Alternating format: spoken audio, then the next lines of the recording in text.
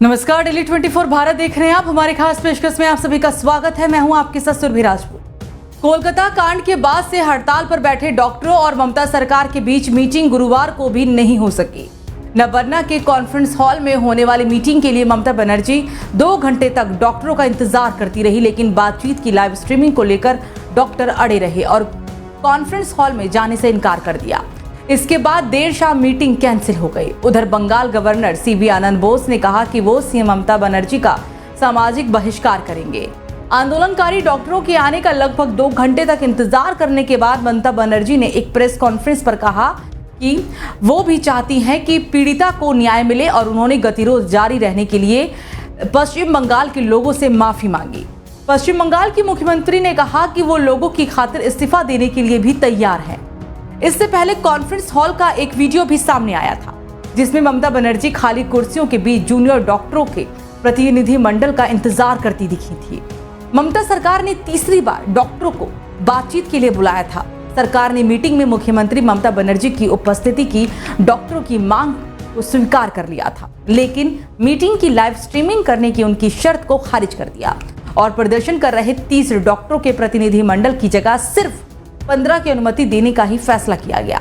हालांकि मुख्य सचिव ने कहा कि गुरुवार को 15 की जगह 32 सदस्यों का प्रतिनिधि मंडल मीटिंग के लिए पहुंचा था, जिन्हें अनुमति भी दे दी गई, लेकिन डॉक्टर लाइव स्ट्रीमिंग को लेकर अड़ गए और कॉन्फ्रेंस हॉल के अंदर नहीं आए।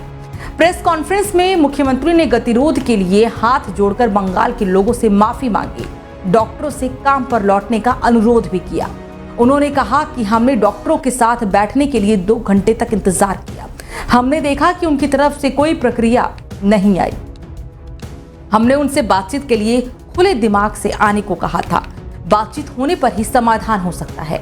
इससे पहले एक अन्य अवसर पर मैंने बातचीत में शामिल होने के लिए इंतजार भी किया था। कोई बात नहीं, मैं उन्हें माफ करती हूँ क्योंकि वो बहुत छोटे हैं। हमारे पास बैठक को रिकॉर्ड करने की पूरी व्यवस्था थी। प्रक्रिया की पारदर्शिता और सटीक दस्तावेजीकरण के लिए और हम सुप्रीम कोर्ट की अनुमति के साथ रिकॉर्डिंग साझा करने के लिए भी तैयार थे। उन्होंने कहा कि मुख्य सचिव और स्वास्थ्य सचिव को निर्देश दूंगी कि जब भी वे तैयार हों, डॉक्टरों के साथ मीटिंग करें। मुझे पता है कि अधिकांश डॉक्टर इस मीटिंग में रुचि रखते हैं, लेकिन हमें पता चला है कि कुछ मुट्ठी भर लोग गतिरोध पैदा करना चाहते हैं। फिर भी हम ESMA लागू नहीं करना चाहते। आगे सीएम ने कहा कि जब मामला विचाराधीन हो तो हम इस तरह मामले के बारीक विवरणों पर चर्चा नहीं कर सकते, इसलिए हमारे पास कार्यवाही को रिकॉर्ड करने की सुविधा थी। मैंने तय किया था कि हम मृतक पीड़िता और सीताराम येचुरी की याद में एक प्रस्ताव पारित करेंगे जो हमें छोड़कर चले गए। हम भी न्याय चाहते हैं, लेकिन मामला अब हमारे पास नहीं है बल्कि CBI के पास है। हम लाइव टेलीकास्ट के बारे में भी खुले दिमाग से सोचते हैं, लेकिन मामला विचाराधीन होने के कारण कुछ कानूनी बाध्यताएं हैं। सीएम ममता ने कहा कि मैं आम लोगों के लिए न्याय की खातिर कुर्सी छोड़ने के लिए भी तैयार हूं, लेकिन उन्हें न्याय नहीं चाहिए, उन्हें सिर्फ कुर्सी चाहिए। मुझे सीएम की कुर्सी नहीं चाहिए बल्कि पीड़िता के लिए न्याय चाहिए। उधर गवर्नर सीवी आनंद बोस ने एक बयान भी जारी किया, जिसमें उन्होंने ममता बनर्जी पर ही निशाना साधा।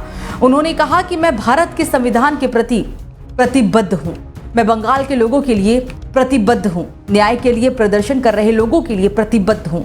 मेरे आकलन में सरकार अपने कर्तव्य में विफल रही है। माता पिता और समाज की भावनाओं को शांत करने के लिए कर्तव्य में गृह मंत्री कानून और व्यवस्था बनाए रखने में विफल हुए हैं। राज्य में कानून का शासन सुनिश्चित करने में विफल हुए हैं। स्वास्थ्य मंत्री बुरी तरह विफल हुए हैं। ये विडंबना है कि स्वास्थ्य मंत्री, गृह मंत्री, मुख्यमंत्री सुरक्षा करने के बजाय विरोध कर रहे हैं। आप कुछ लोगों को हमेशा के लिए और सभी लोगों को कुछ समय के लिए मूर्ख बना सकते हैं, सभी लोगों को हमेशा के लिए मूर्ख नहीं बना सकते। इस खास पेशकश में फिलहाल मेरे साथ इतना ही। आप देखते रहिए डेली 24 भारत। नमस्कार।